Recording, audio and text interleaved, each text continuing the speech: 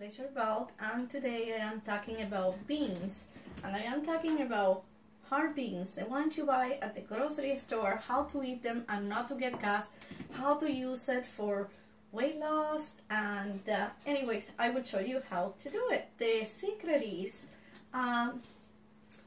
beans have phytic acid, and phytic acid is an anti-nutrient because it binds to minerals in the gut, and then you cannot use those minerals. So the phytic acid is present in grains, in nuts and beans, and interferes, when ingested, interferes with the intestinal absorption of minerals like calcium and magnesium. So you're eating this great, magnificent food and you cannot get the nutrients. All you get is gas, you get bloating, and it's your body telling you that something is wrong. If you eat something and you don't feel great, that's your body sending the message. Did you get the memo? This is not helping you. And we see a lot of in the internet, in doctors, nutritionists that say, please eat more beans, but they are not telling us how to eat it that you don't get sick. What is the point to having a fabulous, great meal of beans and being bloated for half a day and having gas and being in discomfort? As I said, your body is telling you you're doing something wrong, and we got the memo, and I will tell you how this works. You still can eat your beans whatever way, the way that your grandmother had cooked it for years. You can make that old recipe. You can get the recipe from a book, from the internet, but there is something we have to change. You can make your chilies. All you have to do, the secret of getting rid of the phytic acid that destroys your gums, give you tooth decay, give you the gas, and all that is just by sprouting your beans. Now, for all of those that talk about raw food, and raw food is great, but not all foods can be eaten raw, and bean is a great example. It's even toxic for birds.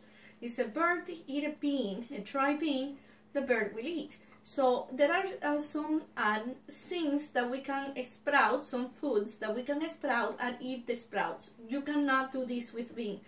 You never can eat bean on the raw form.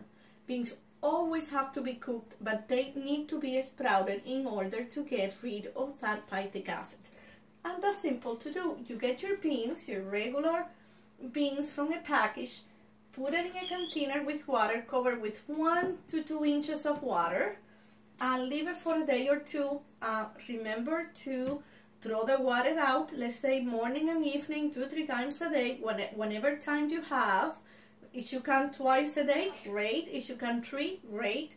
Throw the water out, don't use the water. And then after a day or two, doesn't matter if it's a day or 2-3 days, you put it in a colander, rinse it again, and put it to rest like this. Very easy to do. And again, continue to rinse twice a day. And to keep the humidity, put it in a warm area of your home, cover it with a plastic wrap, leave a little corner to bend to get air. And when they start sprouting, when you see a little growth that look like this coming out of your bean has started sprouting and is ready to cook whichever way you like to, or you always have done your beans. But then you have beans that won't have phytic acid, that won't cause you gas or tooth decay, or it won't bind to the minerals in your gut, not letting you to absorb important nutrients. Another way to do it, the purpose of sprouting the beans, getting the phytic acid out, you can do it with a sprouting jar. If you don't have that, this method works perfectly well. With a sprouted jar, you do the same thing. You put your beans in water for a day or two, and throw the water out.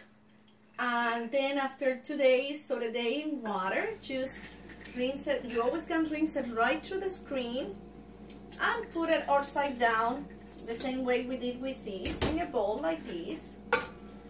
Again, the purpose of rinsing and twice a day or 3 times a day is to avoid they get any odor. my beans smell perfectly great, so rinse it. You don't even have to undo the lid because these have a screen on it.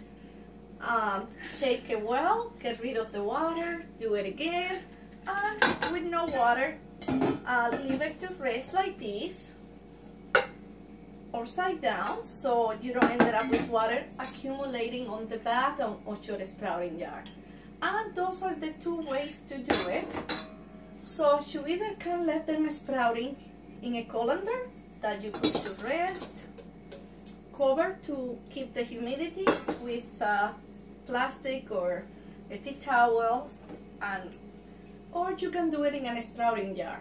So now when that bean has sprouted, you can cook it whichever way you like. You can make your preferred chilies, but always remember, never eat beans without sprouting, because you are having that phytic acid that, as I mentioned before, is an anti-nutrient.